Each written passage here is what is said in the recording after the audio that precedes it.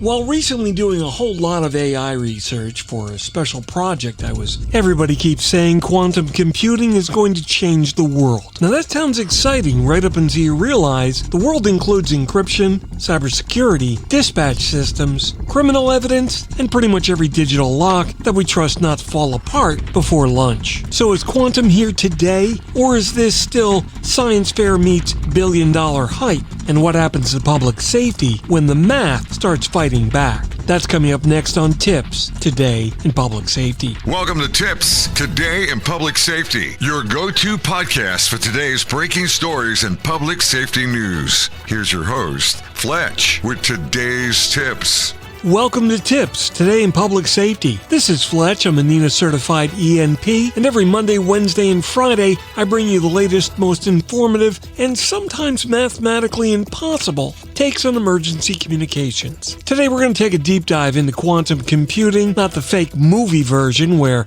somebody stares dramatically at a glowing cube and then suddenly hacks the Pentagon in 6 seconds. I mean the real-world version, the one where government agencies, security experts, and technology companies are already preparing for what happens when today's encryption is no longer enough. NIST finalized its first 3 post-quantum cryptography standards in August of 2024, and CISA has already been publishing guidance in 2026 targeted to help organizations identify which technology categories are going to need to support those new standards. So that should tell you that this is no longer a science fiction side quest. All the adults in the room have started moving the furniture. So let's talk about whether quantum is really here yet, what it can and cannot do right now, and why public safety leaders need to care before somebody that sits over in IT says, we'll deal with that later, which is typically corporate code for we plan to panic inefficiently.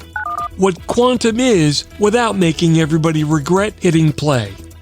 Okay, let's start off real simple. Your regular computers work with bits, ones and zeros. These are tiny, little electronic light switches. They're on or off, yes or no, coffee, no coffee, civilization or chaos. Quantum computers, on the other hand, use qubits or quantum bits. And qubits are a little like me. They don't like to behave. They can exist in a combination of states. And if you scale enough of them correctly, they can tackle certain classes of problems very differently from classical machines. Now, that doesn't mean quantum computers are automatically better at everything. They're not. So they're not going to replace your CAD workstation, your call handling server, or Karen in records who still likes to print emails for no reason at all. But what they are good at least in theory and eventually in practice, is solving some kinds of heavy math problems in a way that's much faster than classical computers. Now that matters because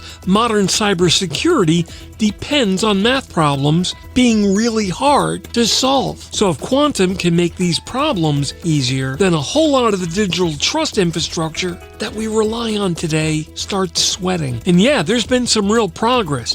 Back in December of 2024, Google announced its Willow chip, saying that it demonstrated error correction progress that moves the field closer to useful large-scale quantum computing. IBM's roadmap for last year says it was going to focus on quantum plus HPC workflows and was progressing towards fault-tolerant systems. And they were targeting a large-scale fault-tolerant system by 2029. So that's not the same thing as saying quantum has arrived and it's going to replace the server in the back room next Tuesday. But it does mean that this is advanced way beyond lab coat fantasy and into real strategic planning. So is quantum here today? Well, yes and no. Yes, in the sense that real quantum hardware does exist, and real companies are making measurable progress, and real security standards are already being changed because of it. And no, in the sense that the kind of mature, large-scale fault-tolerant quantum in machines needed to break today's widely used public key encryption at any kind of operational scale isn't sitting on a desk in a PSAP basement. Not yet. Why public safety should care right now and not someday. This is where a lot of people make the mistake. They hear quantum isn't fully here yet, and they translate that into, great, I can ignore it until after retirement. Now, sorry, that's not how this works. Public safety public safety must care right now because the transition is not about buying quantum computers. It's about protecting the systems you've already got before somebody else eventually has one powerful enough to break the security that protects them. Think about it this way. Inside your ECC, your record system, CGIS-related access controls, your remote administration tools, VPNs, cloud connections, radios tied to IP backbones, your logging systems, body-worn video archives, evidence platforms, facility access systems, and enterprise 911 integrations all depend in some way on cryptography, certificates, identities, software trust chains, and secure updates. If those cryptographic foundations age out badly, this stops being a nerd conference panel and starts becoming an operational risk. Then there's also the harvest now, decrypt later problem. That simply means an adversary can steal encrypted data today and then hang on to it, making a bet that future quantum capabilities is going to let them decrypt it later. So even if your current systems aren't being currently cracked by quantum, any sensitive information they hold that's got long-term value could still be exposed down the road. NIST's post-quantum transition work explicitly frames the transition as necessary because future quantum computers may be able to break current public key cryptography. And that means organizations are going to need to prepare before that day arrives. Now, for public safety, that matters in a big way because even though some information has a shelf life of minutes, like an active incident log, other information has a shelf life of years. Things like facility schematics, security plans, investigative records, critical infrastructure diagrams, responder identities, network diagrams, medical or personal data that's tied to an emergency incident. Because if that stuff gets vacuumed up now and then opened later, that's still a problem.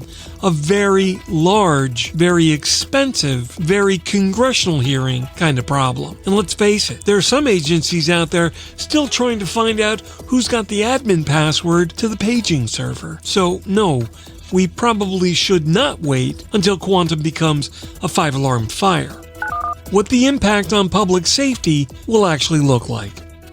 Now let's separate the real impact from the buzzword bingo. The first real impact on public safety is not going to be dispatching incidents with quantum magic. Now the first impact is going to be cybersecurity modernization. That means inventorying where your systems today use vulnerable public key cryptography, figuring out which one of your vendors support post-quantum cryptography, planning your certificate and key management changes, get your procurement language updated, and making sure that the stuff you buy today is at least capable of surviving tomorrow. Just back in January of this year, CISA released product category guidance that was specifically designed to help organizations identify that hardware and software categories that are expected to support post-quantum cryptography. Now that is a giant neon blinking sign that says, start asking your vendors harder questions. The second impact is going to be vendor pressure. Public safety doesn't build most of its own mission-critical software. It buys it. That means your quantum readiness is only as good as the weakest vendor who says, we're monitoring the situation all the time while quietly hoping nobody asks them for a roadmap.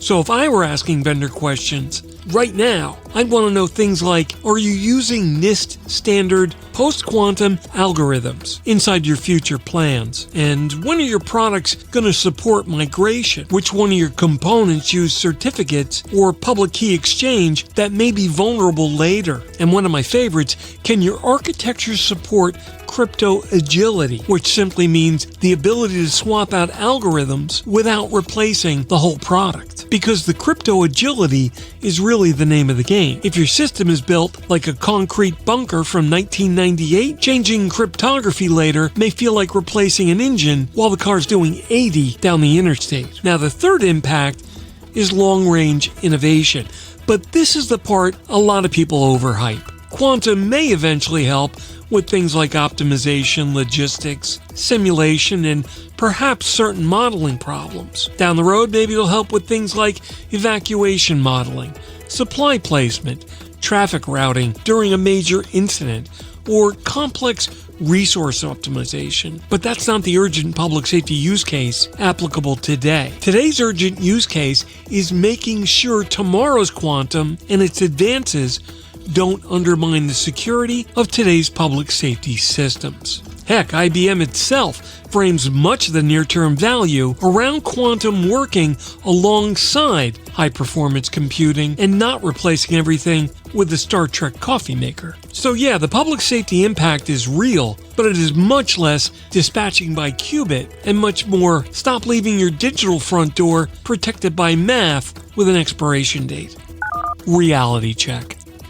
Is quantum real? Yeah. Is quantum risk real? Oh yeah. What about quantum panic? Well, that's optional. We're not quite at the point where a county communications center needs to rip out everything and replace it with a cryogenic refrigerator and a PhD from MIT. But we are at the point where leadership needs to be asking whether their technology stack is prepared for post-quantum migration. This is one of those moments where public safety can either be strategic or be surprised. And historically, well, let's just say the industry has occasionally treated strategic like an optional menu item. Now, the good news is federal standards are emerging. Backup algorithms are still being selected, and guidance is already available. NIST finalized its first 3 standards in 2024, selected HQC in 2025 as a backup encryption algorithm that's expected to become a standard later, and continues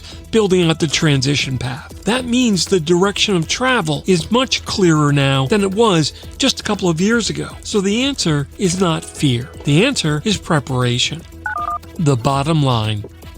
Look, the bottom line is this. Quantum's not here in a way that hype merchants want you to believe, but it is far too real to dismiss. For public safety, the biggest near-term impact is not some shiny new dispatch toy. It's the need to prepare cybersecurity, procurement, vendor management, and long-life data protection for a post-quantum future. So in plain English, you don't need to buy quantum, but you need to buy with quantum in mind. Because the agencies that ask the smart questions now are going to look prepared later. And the ones that don't are eventually going to be sitting in a conference room with an expensive consultant, a breach report in front of them, and a very awkward silence after somebody asks, who failed to take care of this back in 2026? That wraps up today's episode of TiPS, Today in Public Safety. Thanks so much for listening. I hope you found this valuable. For more updates and insights, follow me on social media at Fletch911. And you can visit 911tips.com, where you'll find a complete archive of all of my previous episodes. My blogs are available at Fletch.tv, and my professional website